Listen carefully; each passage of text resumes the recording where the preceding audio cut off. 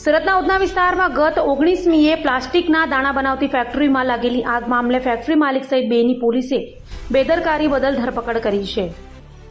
સુરતમાં વારંવાર આગની બની રહેલી ઘટનાઓ વચ્ચે ગત 19મી જાન્યુઆરીના રોજ ઉધનાના ભાટેના વિસ્તારમાં પ્લાસ્ટિકના દાણા બનાવતી ફેક્ટરીમાં ભીષણ આગ લાગી હતી, જેમાં 5 જેટલા કારીગરો દાઝી ગયા હતા, તો દાઝેલાઓમાંથી ગંભીર 4 લોકોના હોસ્પિટલના બિછાને મોત નીપજ્યા હતા। આ આગ દુર્ઘટના મામલે ઉધના પોલીસે ફેક્ટરી માલિક સહિત 2 સામે બેદરકારીની ફરિયાદ નોંધી તેઓની ધરપકડ કરી હતી,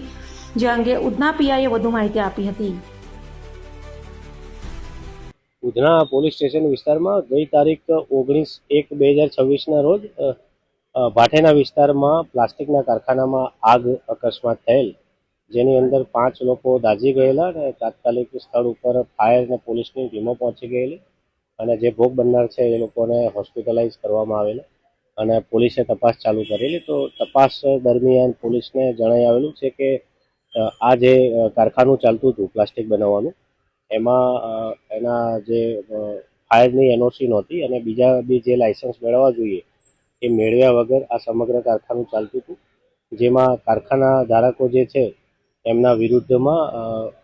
બીએનએસ પ્રમાણે ગુનો દાખલ કરી અને તેઓની ધરપકડ કરીને આગળની કાર્યવાહી કરવામાં આવેલ છે।